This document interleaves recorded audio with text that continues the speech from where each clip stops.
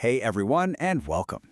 Today, we're going to dive into something that's absolutely fundamental for developers, the observer pattern. But we're going to give it a modern Kotlin upgrade, using the power of StateFlow to help you build some seriously clean, reactive apps. So, picture this. You're building an app, right? You've got your data living in one spot, maybe it's a user profile or a shopping cart, and then you've got your UI somewhere else that needs to show that data. Now the user taps a button, that data changes, and then what? How do you make sure your UI updates instantly, every single time, without your code turning into a tangled mess? Well, that's the exact problem we're going to solve today. The answer is a really elegant, time-tested solution called the observer pattern. You can think of it as a smart way to create a one-to-many relationship. So, when one object changes its state, all the other things that depend on it get notified and updated automatically. No manual checks needed. Let's break that down a bit. You've got this one central object we call the subject. It's the single source of truth for some piece of data. Then you have any number of observers who are all interested in that data. Now here's the brilliant part. The subject doesn't care who the observers are. Its only job is to yell, "Hey, something's changed," whenever its state gets updated. So it all comes down to this clear division of labor. On one side, you have the subject. Think of it like a radio station, always broadcasting its signal, which is our state. On the other side, you have the observers, which are just like little radios tuned to that specific station. All they do is listen. This setup gives you a clean, one-way flow of information that keeps everything nice and decoupled. And why does that matter? Well, it means you can completely change your UI without breaking your data logic, which makes your entire app so much easier to manage and scale up. Now, while the pattern itself is a classic, the tools we use have gotten a whole lot better. And in the world of Kotlin coroutines, we have this incredible tool that's basically tailor-made for the job, StateFlow. To really get StateFlow, you first have to understand the difference between cold and hot data streams. A regular Kotlin flow is cold. It's like a movie reel. It only starts playing and producing data when someone actually subscribes to it. But a StateFlow, that's hot. It's like a live TV broadcast. It's always on, and it always holds the current latest value. Anyone who tunes in at any time immediately gets the most recent information. And that is exactly what we need for managing application state. All right, that's enough theory. Let's see how this actually works in practice. We're going to build a super simple but really effective example. A digital weather station that reports temperature changes to a couple of different displays. Let's see how all the pieces fit together. Our little setup is going to have three main parts. First, we've got our producer, which is the weather station itself. It's the one in charge of updating the temperature.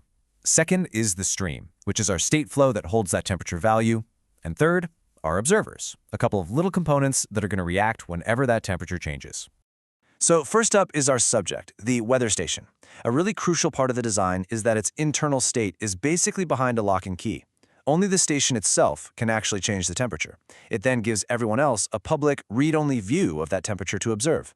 This creates that single, controllable source of truth we were talking about. Next up are observers. We're going to have two of them, a digital display and a simple data logger. As you can see, they both just connect to that central data stream from the station. The way they do this is by collecting from it, which is pretty much like tuning into a radio frequency. And this all happens in a coroutine, in the background, so they can just sit there and wait for new values without freezing up our app.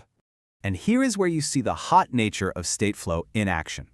The second that our digital display starts collecting, it immediately gets the current state, which we started at 20 degrees Celsius. It doesn't have to wait around for the first update, it gets the latest value right away. Then, a moment later, our second observer, the logger, tunes in. And just like the display, it also immediately gets the current temperature of 20 degrees.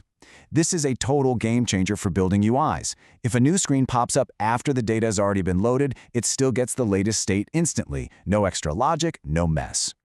Okay, now for the magic moment. We're going to trigger a change. We tell the weather station to update its temperature to 25 degrees. This is the event our observers have been patiently waiting for. The station updates its private, lockdown state, and that new value gets broadcast out automatically. And bam, just like that, both the digital display and the logger receive the new value and print it out. They didn't have to ask for the data. The data was pushed directly to them. This is the observer pattern, pure and simple, but implemented so cleanly and efficiently with StateFlow. So, we've seen how it works, which is great. But to use it effectively in a real-world app, there are a few key principles you really need to follow. Let's go over some essential best practices that'll help you write solid, predictable code with StateFlow.